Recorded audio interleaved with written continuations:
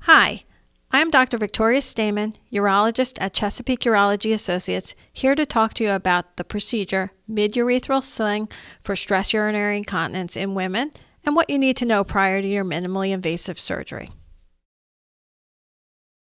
What is stress urinary incontinence? Stress urinary incontinence is the involuntary loss of urine during physical activity, which may include, but is not limited to, coughing, laughing, lifting, sneezing, or exercise. Incontinence occurs when the muscles that support the urethra, or the tube that carries the urine out of the body, are weakened or damaged. This can happen as a result of childbirth, trauma, hormonal changes, and many other reasons. You don't have to live like this. Stress urinary incontinence can be treated both surgically or non-surgically. If you suffer from stress urinary incontinence, you are not alone. Stress urinary incontinence affects approximately 18 million adults in the United States, 85% of them being women. Sufferers of incontinence typically wait 4 to 6 years before seeing a healthcare professional about this condition. What are the treatment options for stress urinary incontinence? Weight loss and fitness routine may help. Physical therapy, including pelvic floor muscle training with either Kegel exercises or biofeedback, vaginal pessaries, wearing pads or diapers, or surgical options including traditional mesh slings, single incision mini slings, and bulking agents. How does the mid-urethral sling help stress urinary incontinence? A mid-urethral sling system is designed to provide a hammock of support under the urethra to prevent it from dropping during physical activity. Providing support that mimics the normal anatomy should prevent or reduce urine leakage. What are the types of sling options? A single incision sling is placed via a vaginal approach.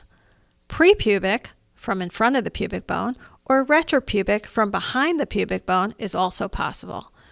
Finally, the transobturator approach is placed from the inner thigh area behind the pelvic bone. What are the indications for the procedure? Stress urinary incontinence which does not respond to pelvic floor therapy, or which impairs one's activities, or requires the use of pads or diapers. What are the risks of the procedure? You may have pain or discomfort. Infections are possible, but antibiotics will be given to prevent those. You may experience bleeding or a hematoma formation, which is the pooling of blood beneath the skin.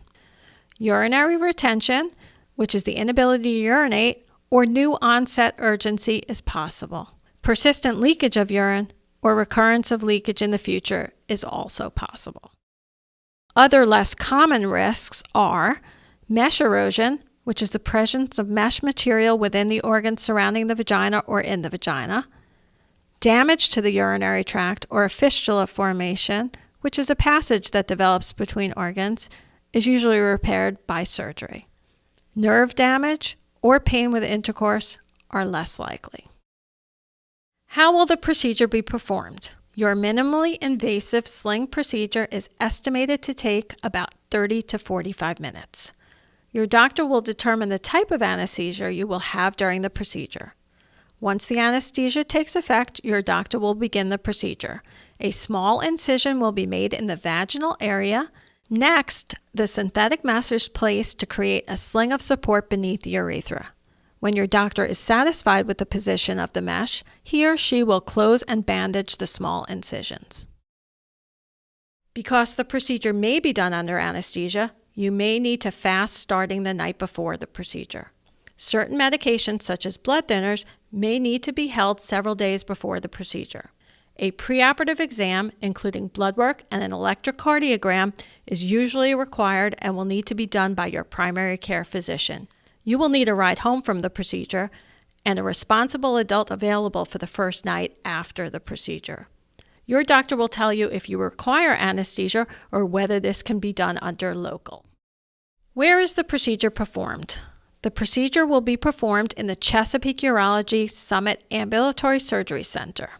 These are usually adjacent to your urologist's office. These centers are specifically designed for outpatient procedures. Some patients may need their procedure performed in the hospital, usually due to medical conditions. What is the recovery for the mid-urethral sling? Before you're discharged from the recovery room, you may be given a prescription for an antibiotic or pain medication to relieve any discomfort you may experience. You may have temporary mild burning with urination. You will be instructed on how to care for your incision area. At the discretion of your physician, most patients resume moderate activities within 2 to 4 weeks, with no strenuous activity for up to 6 weeks. Ask your doctor for specific restrictions. Things to let your doctor know about: fever greater than 101.5, chills, redness or drainage from the wound, difficulty urinating, nausea or vomiting, or severe pain. We will communicate with your insurance company to determine your coverage and any co-payments or deductibles that you may owe. We will provide you with an estimate of any charges that you may incur. All charges are due prior to the procedure. Payment plans can be arranged as well. So how do you get scheduled for the procedure? A scheduler will call you and give you a date. You may need medical clearance with your primary care physician or internist, including a history and physical exam. Additional testing may include blood work, EKG, and chest X-ray. You will receive a letter with all this information and where and when to report. Is there any other special preparation for the surgery? If receiving anesthesia, you should not eat or drink after midnight. Our nurse will call and discuss medications to take in the morning prior to the surgery. If taking a blood thinner, please let your surgeon know, as special precautions may be needed. Never stop these medications without a discussion with your primary care physician. These include aspirin or Plavix, Coumadin, Xarelto, Eliquis, or Pradaxa. Arrive early, usually at least 1 hour prior to the scheduled surgery. If you are receiving anesthesia, make sure that you have a ride home. That person must come and stay the entire time of the procedure. At Chesapeake Urology, we hope that your procedure goes well and that you have a speedy recovery. We appreciate your feedback regarding your procedure, as we are always trying to improve the care that we provide to our patients. Should you have any questions regarding your procedure or recovery, please contact the Chesapeake Urology Physician's Office at 877-422-8237.